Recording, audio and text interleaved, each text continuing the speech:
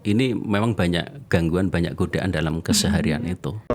Dan kemudian mereka termasuk orang-orang yang beruntung.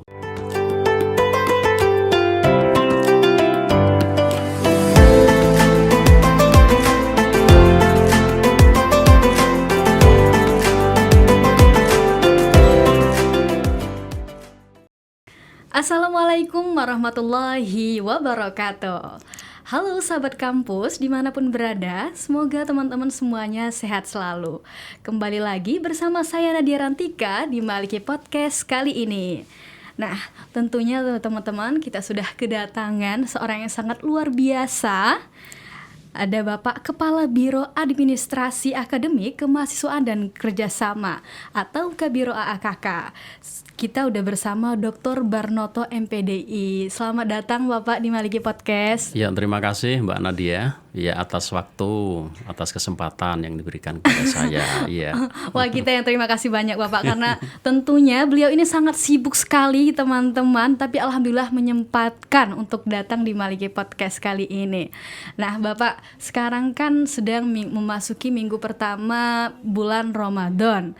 Bagaimana Pak sejauh ini kesannya menjalankan puasa dengan berbagai macam kesibukan yang tentunya banyak sekali ya Bapak jenengan? Oke, terima kasih Mbak Nadia. Jadi tentu karena puasa itu adalah merupakan kewajiban yang oleh Allah diberikan kepada setiap mukmin dan muslim yang mukallaf, dewasa dan berakal sehat ya. Jadi tentunya ketika itu sudah merupakan suatu kewajiban dan harus kita lakukan, ya tentunya kita harus dapat laksanakan dengan sebaik-baiknya.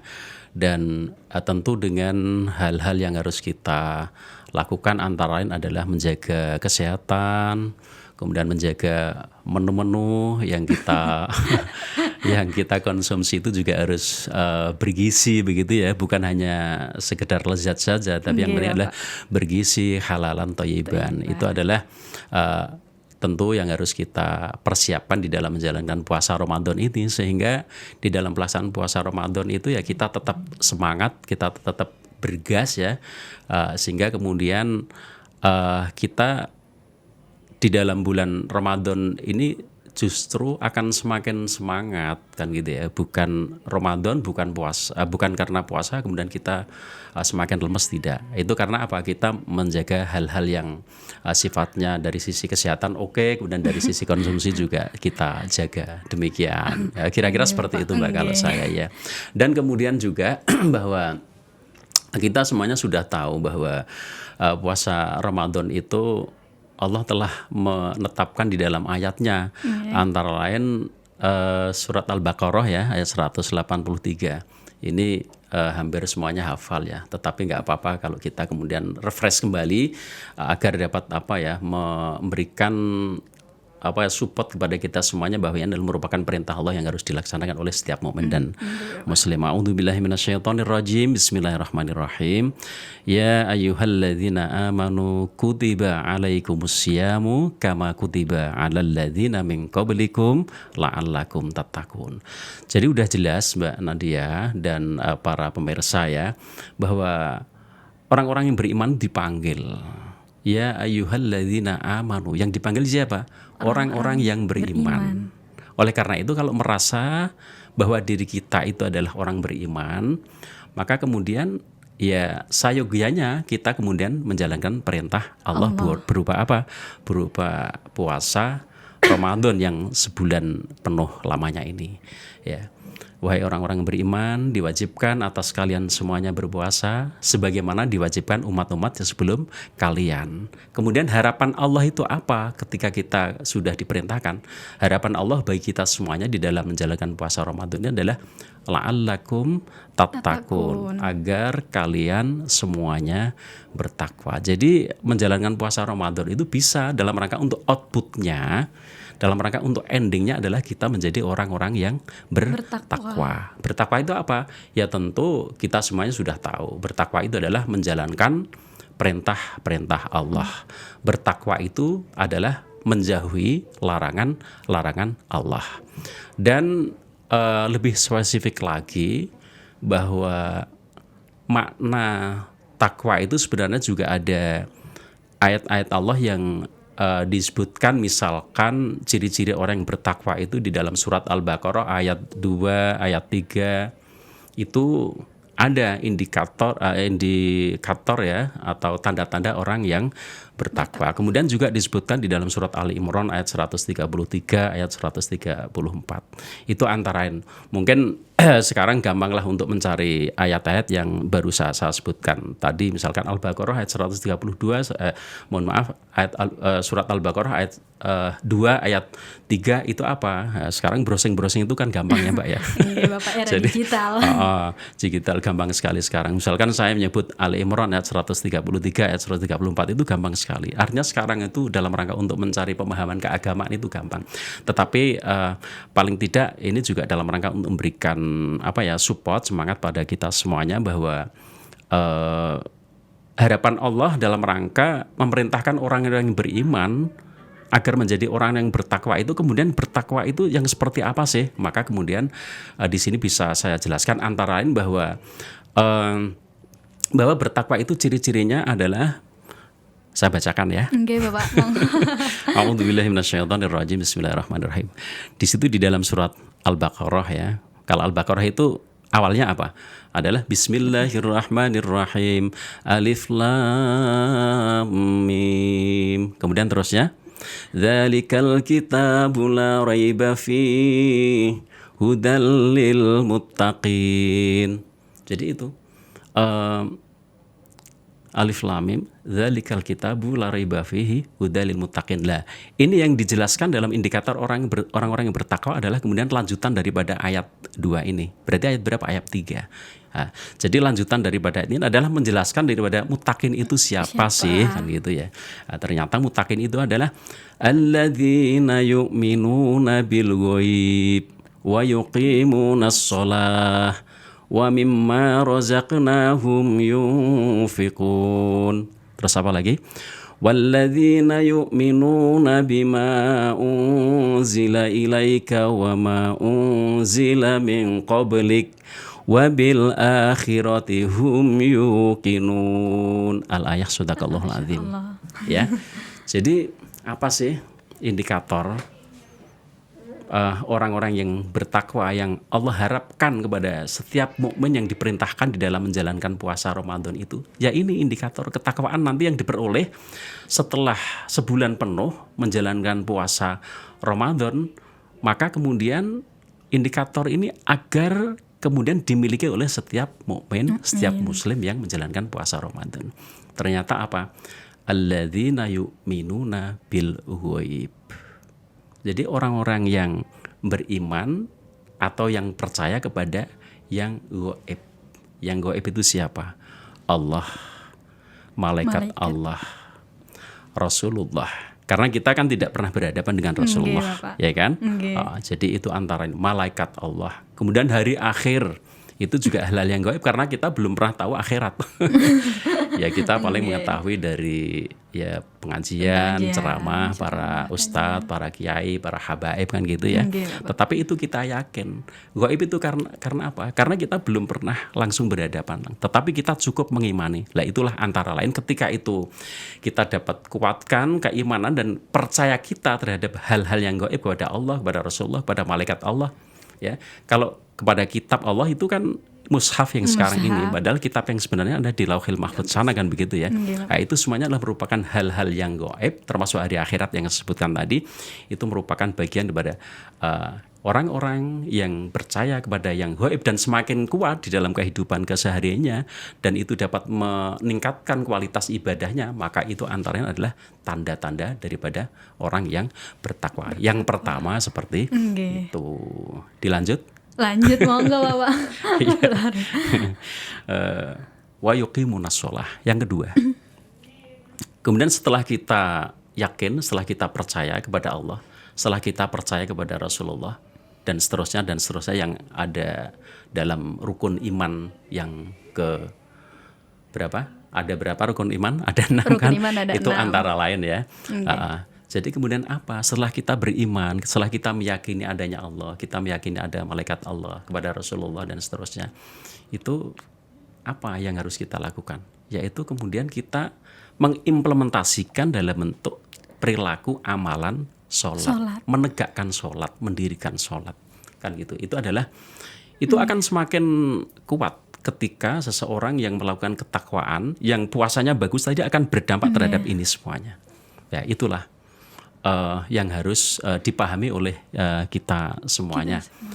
Ya, siapa saja, pedagang, petani, PNS, mahasiswa, siswa, dan siapa saja. Bapak.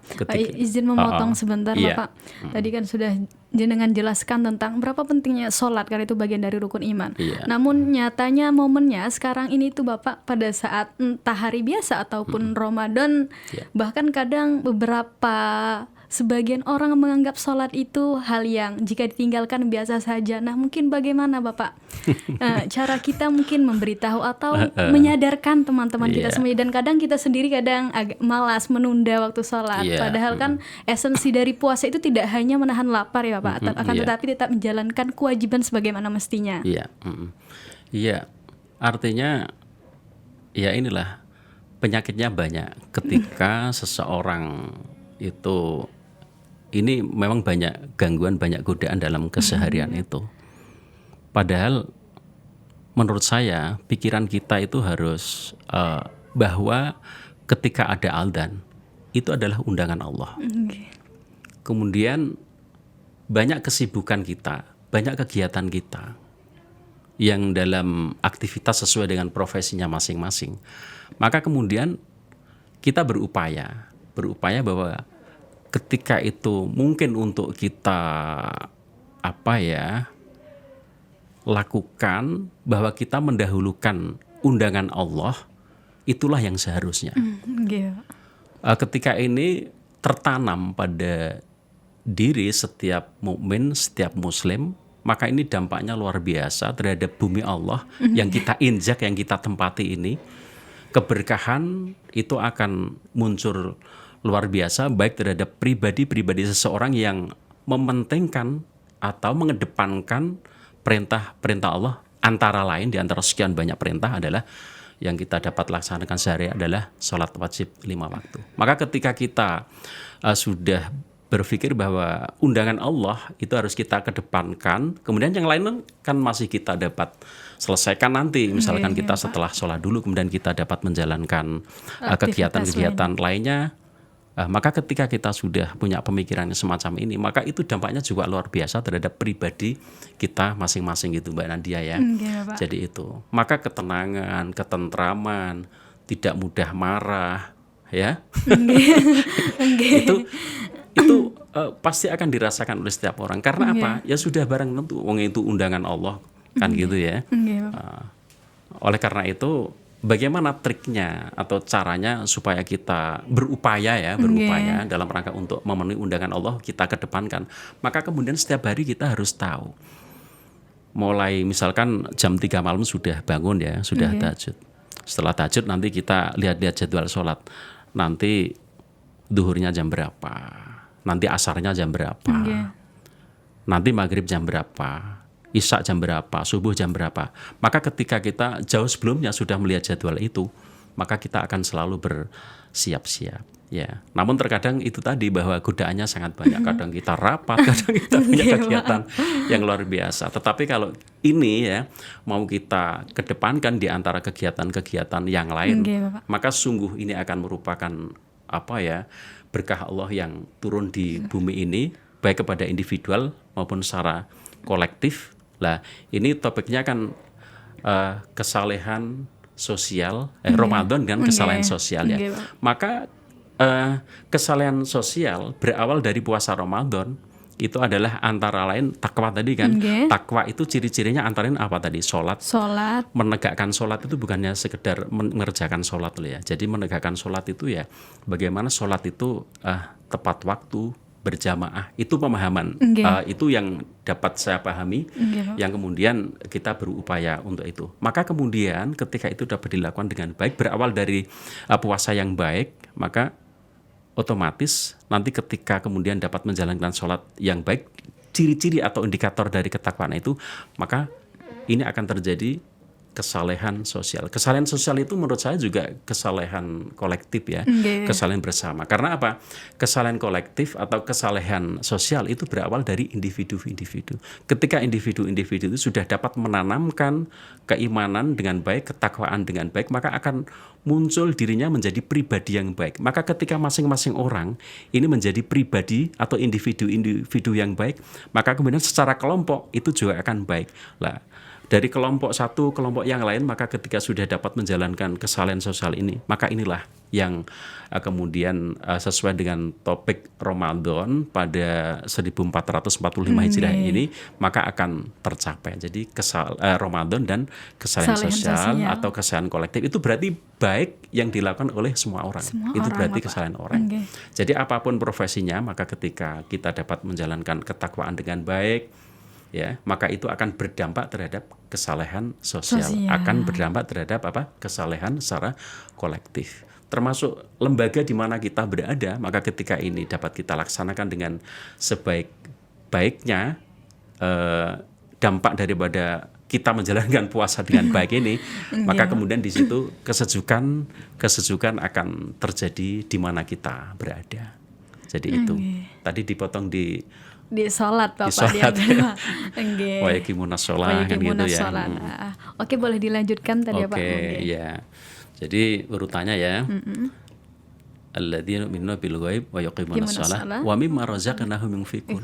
Kalau tadi sholat adalah hubungan secara vertikal hamba kepada Allah, maka tidak cukup. Ketika seorang hamba atau sekelompok hamba menjalankan kebaikan terhadap Allah, artinya dalam hal ini adalah sholat ya, maka kemudian sejauh mana kebaikan dia kepada Allah kemudian sudahkah terimplementasi terhadap sesama secara horizontal, terhadap alam sekitar kita, terhadap sesama manusia, terhadap makhluk yang lain, ada binatang dan lain sebagainya ya. Jadi sesama manusia misalkan wa mimma razaqnahum yunfiqun, itu adalah ujian terhadap apa yang Allah berikan kepada kita atau rezeki yang Allah berikan kepada kita, kemudian di situ mampukah di antara sebagian rezeki yang oleh Allah diberikan kepada kita, kemudian kita melakukan hal-hal yang sifatnya kesalehan sosial tadi kan gitu ya. Jadi zakatnya seperti apa, infaknya seperti apa, ya sedekah subuhnya seperti apa, kan begitu ya. Ketika itu dapat kita lakukan, jadi hablum minallah, hablum minanas, ini ketika seimbang, Masya Allah luar biasa nikmat dalam kehidupan itu. Apapun urusan yang menurut manusia itu pusing untuk dipikirkan, untuk diselesaikan, karena ketakwaan yang kuat yang hamba lakukan kepada Allah, maka Allah pasti, harus yakin, pasti memberikan jalan atas segala persoalan yang dialami. Wa may yattaqillaha yaj'al lahu makhraja. Jadi barang siapa yang bertakwa kepada Allah, maka Allah akan berikan jalan keluar atas segala persoalan. Nah, ini dampak juga daripada manusia di dalam menjalankan ketakwaan dari apa? Dari puasa Ramadan yang dilakukan tadi. Jadi itu. Kemudian apa lagi? Walladzina yu'minuna bima unzila ilaik wa ma unzila min qablik. Jadi juga apa? Iman, percaya terhadap apa yang diturunkan kepada ilaik itu kepada Nabi Muhammad sallallahu alaihi wasallam, berupa apa? Berupa kitab suci Al-Qur'an. Dan juga beriman kepada apa yang diturunkan sebelum Kanjeng Nabi Muhammad sallallahu alaihi wasallam, berupa kitab-kitab yang sebelumnya. Okay. Jadi seperti itu. Kemudian wabil akhiratihum yuqinun, kan begitu ya. Jadi dan beriman atau percaya kepada hari akhir. Jadi ini artinya semakin kuat ketika seseorang menjalankan ketakwaan dengan baik. Tentu ini diawali dari latihan-latihan tadi ya, berupa puasa. Jadi puasa itu sebenarnya juga ujian yang luar biasa terhadap hamba Allah. Ya, karena apa? Karena di dalam menjalankan puasa sendiri itu juga terkadang sekitar kita siang-siang banyak warung-warung yang buka. Nah, itu kemudian kalau dikaitkan dengan Ramadan, dengan kesalahan sosialnya di mana dia? Artinya ketika ada bulan Ramadan datang, kemudian banyak orang yang melakukan puasa Ramadan, tentunya harusnya kan saling menghormati, saling menghormati antara satu dengan yang lain. Jadi yang biasanya jual makanan pada di luar bulan Ramadan, maka pada saat bulan Ramadan ya tentunya perlu diatur lah. Jadi mungkin pada saat sore-sore baru buka dalam rangka untuk menyiapkan takjil orang-orang yang beli. Itu insya Allah akan lebih berkah dan lebih manfaat maslahah untuk diri, keluarga, dan itu tadi kesalahan sosialnya akan muncul yang akan berdampak terhadap keberkahan dan kemaslahatan dalam kehidupan sosial. Itu antara lain, Mbak. Jadi saya pikir udah beberapa indikator-indikator orang yang puasa yang Allah harapkan, karena memang puasa itu apa tadi? Harapan Allah la'allakum tattaqun kan ya. Jadi agar kalian semuanya bertakwa. Kemudian bertakwa itu indikatornya Allah menyebutkan dalam surat Al-Baqarah ayat 2, ayat 3, ayat 4. Kemudian tentu ketika kita sudah dapat menjalankan ini dengan sebaik-baiknya, dari indikator-indikator yang sudah saya sebutkan tadi, Allah memberikan janji yang luar biasa. Allah memberikan pahala yang luar biasa. Ulaika ala hudam mir rabbihim wa ulaika humul muflihun. Allah memberikan petunjuk. Allah memberikan hidayah bagi mereka yang melakukan indikator-indikator ketakwaan tadi. Dan kemudian mereka termasuk orang-orang yang beruntung. Kalau beruntung itu ini sudah menjadi predikat yang oleh Allah diberikan kepada orang-orang yang melakukan indikator-indikator ketakwaan itu, ya sungguh amat luar biasa. Ya, jadi muflihun itu predikat yang diberikan oleh Allah setelah melakukan ketakwaan dengan baik, dengan indikator-indikator tadi, maka luar biasa. Muflihun berarti orang-orang yang beruntung baik di dunia maupun di akhirat. Ya. Jadi itu, Mbak, kira-kira terkait dengan berkisar menjalankan puasa Ramadan, dan ya kita hubungkan sedikit dengan kesalehan sosial.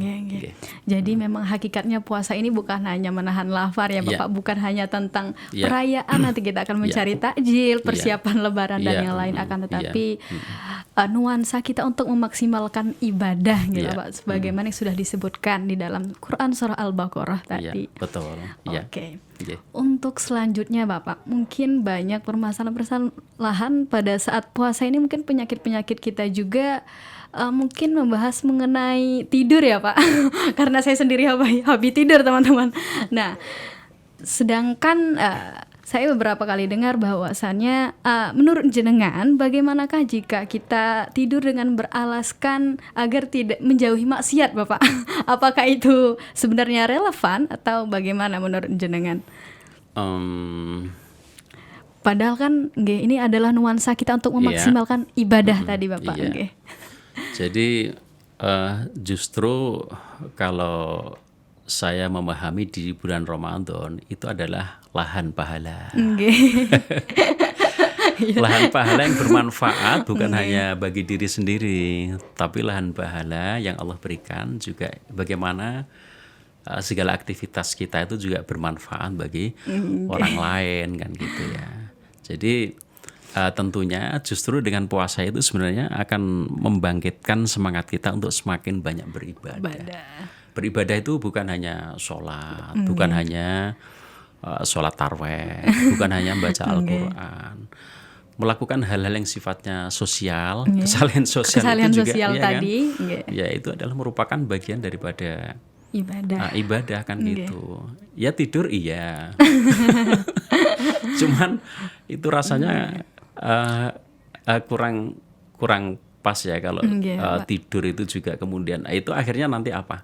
Nanti akhirnya juga banyak ya kalau begitu tidur aja sudah menjadi pahala. Kalau gitu tidur aja deh kan gitu. Itu sebenarnya juga ya boleh-boleh saja, tetapi kan, kalau ada yang sifatnya itu hal-hal lain yang lebih manfaat, kenapa tidak kan seperti itu ya. Berarti kita semua sahabat kampus harus tetap semangat, jadi bukan alasan untuk menjauhi maksiat ya. Karena tentunya bulan puasa ini kan momen setahun sekali ya Bapak. Jadi sangat sayang jika tidak kita manfaatkan dengan sebaik-baiknya. Iya, betul ya.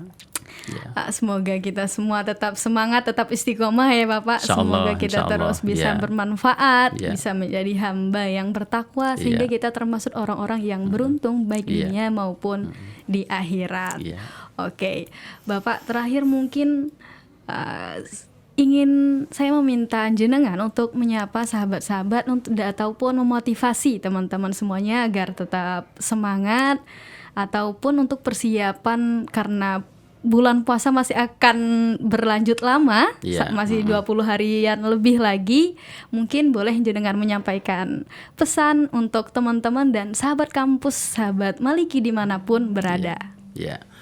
Terima kasih para pemeriksa, para sahabat kampus, rekan-rekan di mana saja berada yang nonton Maliki Podcast kita. Maliki Podcast kita ini di YouTube UIN ya teman-teman.